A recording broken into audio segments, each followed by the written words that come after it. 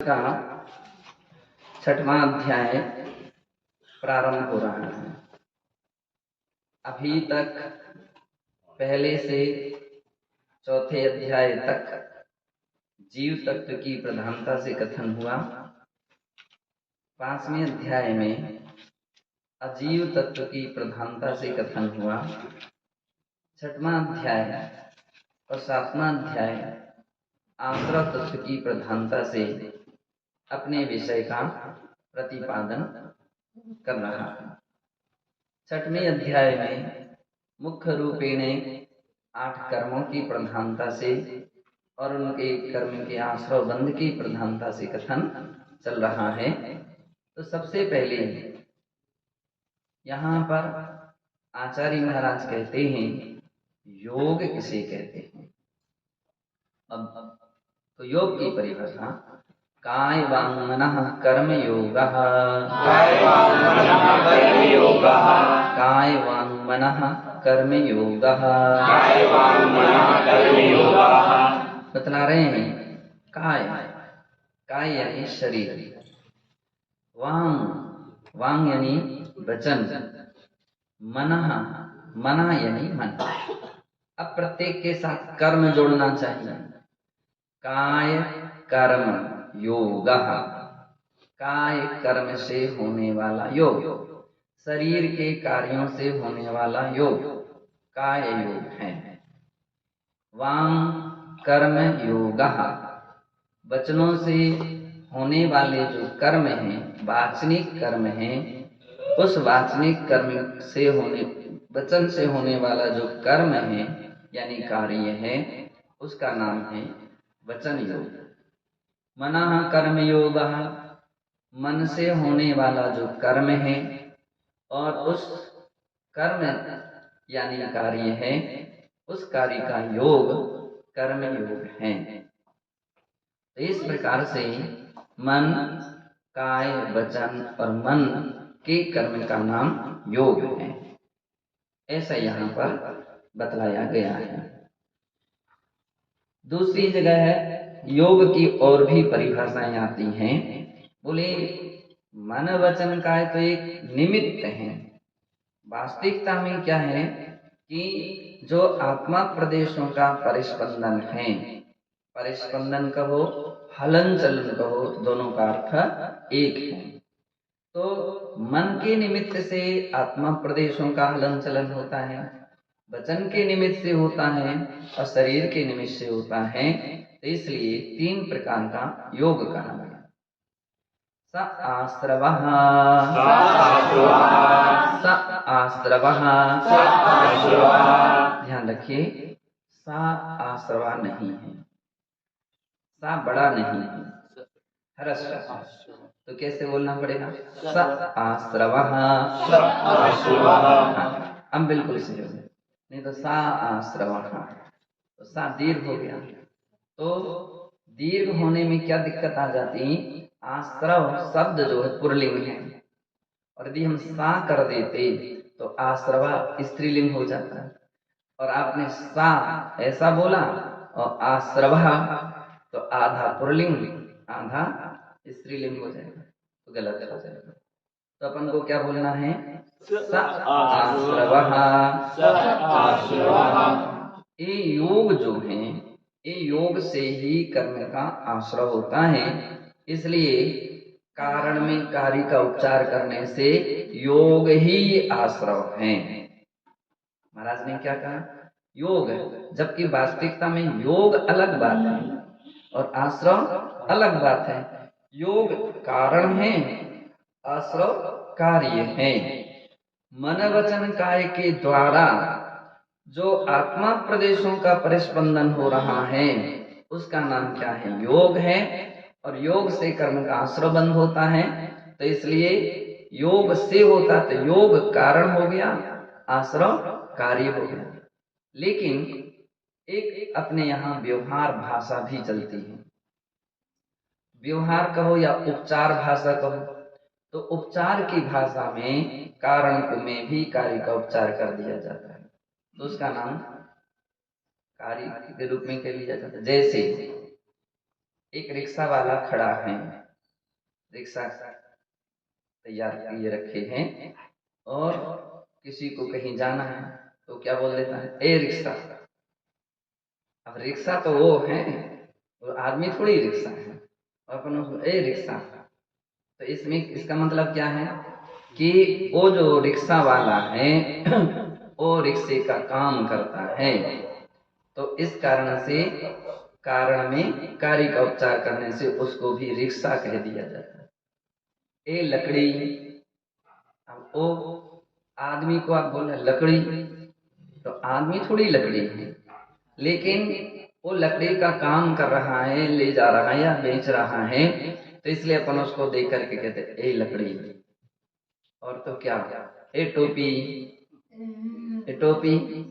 अब टोपी तो अलग वस्तु है, लेकिन वो व्यक्ति टोपी पहने हैं, टोपी का कार्य है उसका, तो टोपी भी कह दिया जाता है। तो इस प्रकार से यहाँ आचार्य महाराज ने कारण में कार्य का उपचार करके योग को ही आश्रव कहा है। शुभा पुण्यस्य शुभा पापस्य, शुभा पुण्यस्य शुभा पापस्य। और आश्रव दो प्रकार का होता है, एक शुभाश्रव और एक अशुभाश्रव, शुभ और अशुभ। अब बोले शुभाश्रव किसे कहते हैं, बोले शुभ यानी पुण्य।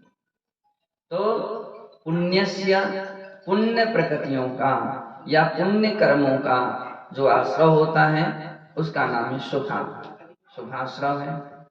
और पापस्य, पाप कर्म का या पाप प्रकृतियों का जो आश्रव होता है जिसके कारण, उसका नाम है पापाश्रव। पुण्य और पापाश्रव है। तो बोले अब इसके साथ एक शब्द छिपा हुआ है, क्या शब्द छिपा हुआ है, बोले योग शब्द छिपा हुआ है। वह आश्रव और वह आश्रव क्या था, योग था। तो शुभ योग पुण्याश्रव कराता है। जब अपने मन, अपना वचन, अपने काया शुभ कार्य में लगते हैं, अच्छे कार्य में लगते हैं, हम अपने मन से अच्छी बात चिंतन करते हैं, ध्यान करते हैं, विचार कर चिंतन करते हैं, तो ये विचार करते हैं तो ये मन से शुभाश्रव हुआ है। कभी ऐसे अच्छे लोग रहते हैं कि जो वचन काय से तो नहीं कर पा रहे, लेकिन मन से तो उनकी भावना बनी है। कोई अस्वस्थ है, कोई बीमार है, कोई हॉस्पिटल में है। अब वो हॉस्पिटल में लेटा है और आईसीयू रूम में लेटा है, समझ लीजिए, ना किसी से मिल सकते हो, ना बोल सकते हो, ना बात कर सकते हो। अब वो अकेला है, तो उसमें वो लेटे लेटे सोच रहा है, काश मैं घर में होता तो अभिषेक के लिए जाता, पूजा करता, महाराजों के पास जाता, आहार देता, भैयावृत्ति करता, तीर्थ श्रेयांसगिरी की वंदना करता। अब लेटे लेटे सोच रहा है क्या करूं, कर्म का उदय ऐसा है कि मैं कुछ भी नहीं कर पा रहा। यदि स्वस्थ होता तो मैं जाप करता, मैं ध्यान करता, मैं कुछ एकासन करता, उपास करता। तो मन ही मन में सोच रहा है, तो इसका नाम है शुभ मन। अब उसका मन कैसा है, शुभ मन है, अच्छा मन है।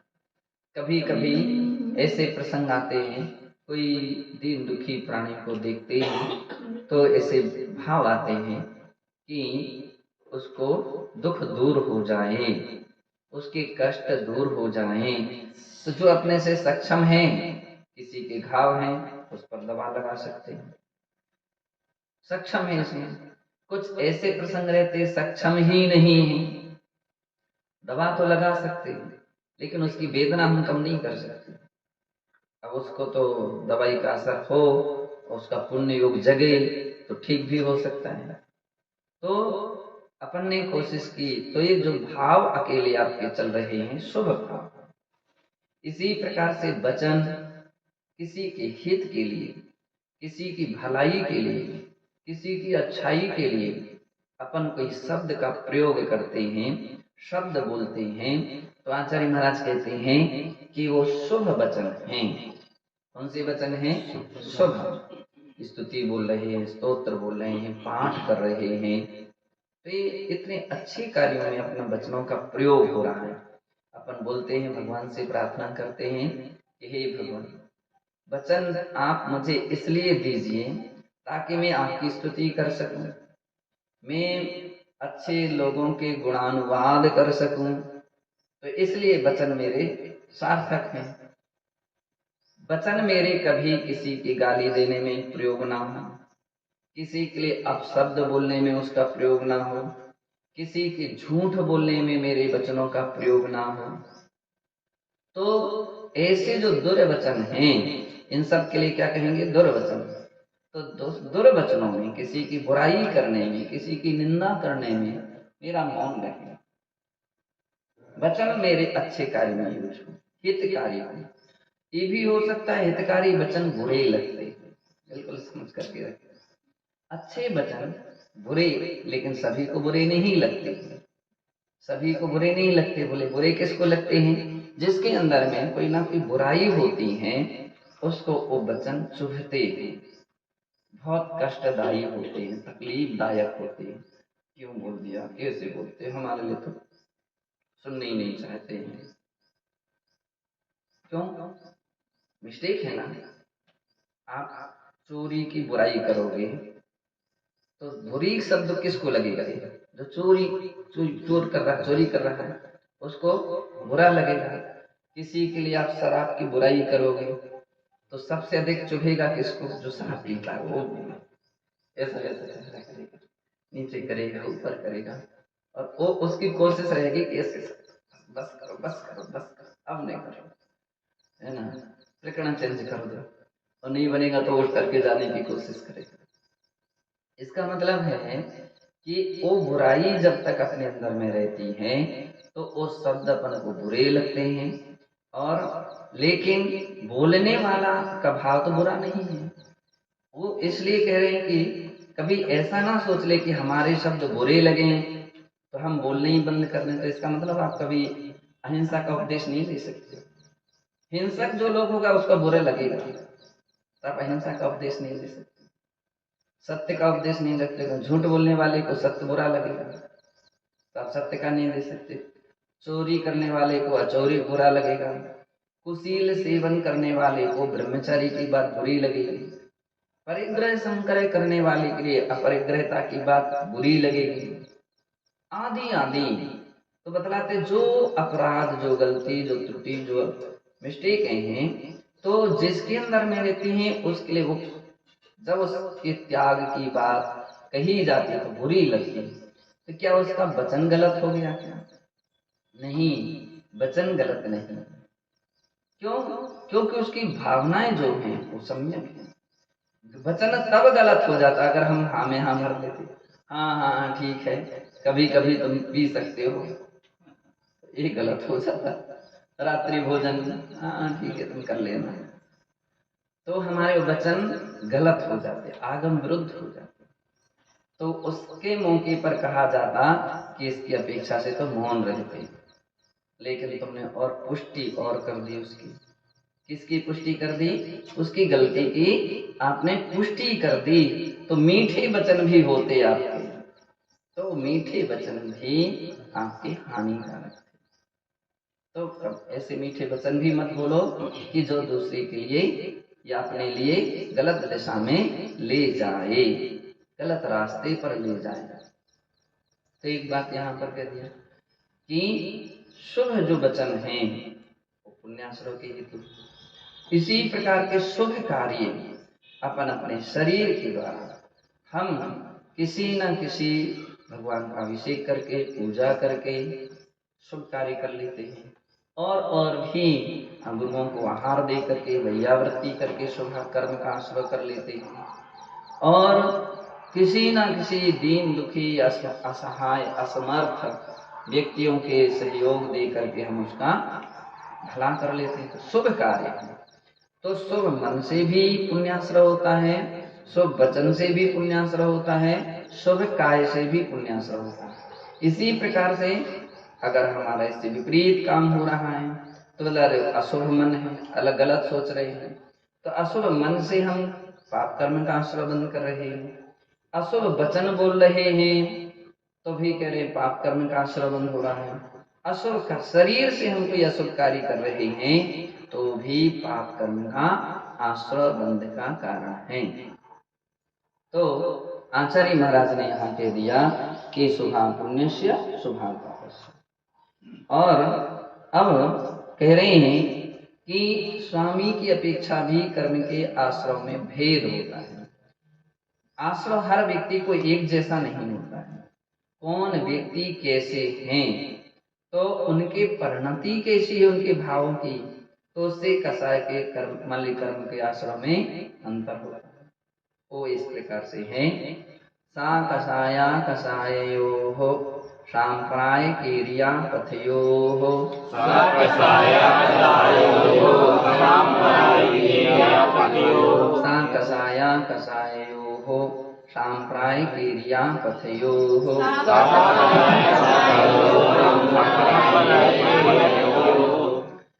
सा कसाय सांप्रायिक यानी आश्रय का मुख्य दो भेद हैं, एक सांप्रायिक आश्रय और दूसरा एरिया पथ आश्रय। सकसाय बान प्राणी के लिए सांप्रायिक आश्रय होता है। ये भी पक्की बात है कि जितने भी संसार में प्राणी हैं और विशेष करके 10वें गुण स्थान के पहले पहले तक के सबके अंदर में कसाय है। लेकिन कसाय कसाय में अंतर है। क्या अंतर है कि कोई अनंतानुबंधी कसाय वाला है, कोई अप्रत्यक्षान कसाय वाला है, कोई प्रत्यक्षान कसाय वाला है और कोई संजुलन कसाय वाला है। 4 किस्म के विभागों में आचार्यों ने विभाग बना दिए कि एक ऐसे व्यक्ति हैं कि जो तो कहते हैं मर जाएंगे मिट जाएंगे, लेकिन हम किसी की नहीं, हम किसी की नहीं। बैर हो जाए तो हम बोलेंगे ही नहीं, विरोध हो जाए तो हम उसकी छाया तक पर पैर नहीं रखेंगे, उस रास्ते तक पर नहीं जाऊंगा। तीव्र कसाय, कितना समझा दो कितना कह दो हम एक भी नहीं मानेंगे। और तो क्या, कान में उंगली डाल देंगे, कान बंद कर लेंगे, अच्छी बात सुनाई ना पड़ा। कौन सी कसाय है?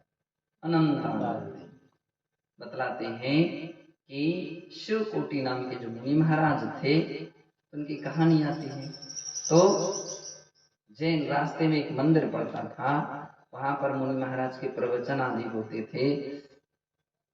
तो चूंकि राजा के लिए ऐसा पाठ पढ़ा चुका गया था कि बस वहां तो बिल्कुल नहीं, हाथी के पैर के नीचे पैर रखना यानी मर जाना अच्छा है हाथी के पांव से। लेकिन अच्छी बातें सुनना अच्छी बात है, उनकी बातें नहीं सुना तो बोले क्या करें, तो एक कान में उंगली डाल करके जाओ, तो एक कान में उंगली डाल करके जाते थे, सुनाई तक ना पड़े। तो जैसे वे एक बार रास्ते वहीं मंदिर के दरवाजे से निकले तो उनके पैर में लग गया कांटा है ना। अब कांटे को निकालने के लिए उनको एक हाथ से तो उंगली एक निकालनी पड़ी, तो निकाली। इतने में महाराज के प्रवचन चल रहे थे तो 2 शब्द उसके कान में पड़ गए, 2 शब्द कान में पड़ गए। महाराज देवागम स्तोत्र का पाठ कर रहे थे तो राजा संस्कृत का विद्वान था, अरे इतना अच्छा पाठ, इतने रहस्यपूर्ण बात कही जा रही है। तो उसने दूसरी उंगली निकाली, उसने कहा चलो सुनते है ना। तो कहने का अर्थ है अनंतानुबंधी कसाय और मिथ्यात्व के उदय में व्यक्ति अच्छी बातें सुनना भी पसंद नहीं करता है। कई बार लोग प्रवचन का समय आएगा सोच करके बाहर चले जाते हैं, और एक कुछ ऐसे होते जो बाहर बैठे हैं प्रवचन शुरू कर चलो चलो चलो प्रवचन, तब बाहर से अंदर आ जाएंगे।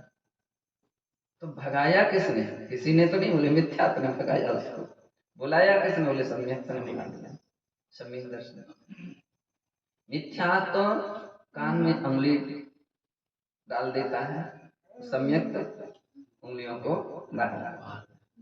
तो ये दोनों में अंतर हुआ करता है। तो बतला रहे हैं कि अनंतानुबंधी कसाय ऐसी होती है, वो अनंत संसार को बंद करने वाली होती है। अप्रत्यक्षान कसाय 6 महीने तक चलती है। किसी से बैर हो जाए, विरोध हो जाए, लड़ाई हो जाए, झगड़ा हो जाए तो नहीं बोलेंगे, नहीं बोलेंगे। कब तक नहीं बोलेंगे? तो बोले वो नहीं भी बोले, कसाय राग देश वगैरह बना रहे तो अधिकतम 6 महीने तक एक प्रत्यक्ष अप्रत्यक्षान कसाय चल सकती है। और कह रहे हैं अप्रत्यक्षान में देशवृत्ति, श्रावक, सम्यक दृष्टि, गृहस्थी, त्यागी वृत्ति अगर है तो उसकी भी कसाय हो सकती है, लेकिन वो कसाय कितने दिन तक अधिक से रह सकती है? त्यागी वृत्ति यानी गृह श्रावक, तो श्रावक की बोले 15 दिन तक कसाय रह सकती है। उसकी कोई बात बिगड़ जाए, कोई बैर विरोध हो जाए तो अधिकतम 15 दिन तक ही रह सकती है, इससे ज्यादा नहीं रह सकती। तीसरा संजुल मुनि है, तो मुनि महाराज की कसाय कब तक रह सकती? अंतर्मुहूर्त। अंतर्मुहूर्त यानी 48 मिनट के अंदर अंदर तक कोई बैर विरोध हो गया, कुछ भी हो गया तो अंतर मुहूर्त में वो बात ठंडी हो जाती है, समाप्त करना चाहिए। और नहीं करेंगे तो गुण स्थान छठवां सातवां नहीं रहे, तो नीचे गुण स्थान आ जाएंगे। तो बाहर में तो मुनि दिखेंगे, अंतरंग में कोई श्रावक, कोई अव्रति, और हो सकता है कसाय इतनी तीव्र अंदर में बनी रहे तो वह मिथ्यात्व तक भी प्राणी को ला सकती है। तो इसलिए कहते हैं कि अंतर्मुहूर्त में बात को समाप्त कर देना। एक दूसरी, कभी मध्यस्थता आ जाए, कोई व्यक्ति विपरीत काम कर रहा है, तो विपरीत काम कर रहा है, गलत काम कर रहा है, तो गुरुजन मध्यस्थ हो जाते हैं, उसको देखना, बोलना, बात करना बंद कर देते हैं। तो देखना, बोलना, बात करना बंद कर दिया अब वो कब तक? तो इसकी कोई अवधि नहीं। जब तक विपरीतता बनी रहेगी तो उनका लक्ष्य गलत नहीं है, उनका लक्ष्य ये रहता है कि विपरीतता सुधरे। तो बोलना ठीक है, तो तुम्हारी विपरीतता बनी रही तो फिर बोलने से कोई फायदा नहीं है। वे शांत और मध्यस्थ हो जाते, सुधार के लिए वो मध्यस्थता रखे, बाकी अपने समता भाव रखे ऐसे। तो इन सब कसायों से संजुलन भी कसाय क्यों ना है, तो कसाय तो बोले इससे जो कर्म का आश्रय बंद होगा वो सांप्रायिक कर्म का यानी सांप्रायिक आश्रय होगा। और एक अकसाय अवस्था है 11 में 12 में आदि गुण स्थानों में कसाय भाव नहीं है, कसाय का 11 में उपशांत है तो उपशांत अवस्था है, 12 में छायिक अवस्था है, मान लीजिए कर्म उसका क्षीण हो गया है वो। तो बोले उन गुण स्थानों में ईर्या पथ आश्रय होता है, आश्रय होता है, लेकिन ईर्या पथ एक समय प्रमाण आश्रय होता है और फिर समाप्त होता है। सांप्रायिक आश्रय के 5 भेद हैं। कितने भेद हैं? मुख्य रूपे ने इन, इसके लिए आज लें कि कल लें? ये बहुत बड़ा सूत्र है लेकिन अर्थ बहुत अच्छा है उसका, कल लें, कल परीक्षा होगी तो परसों।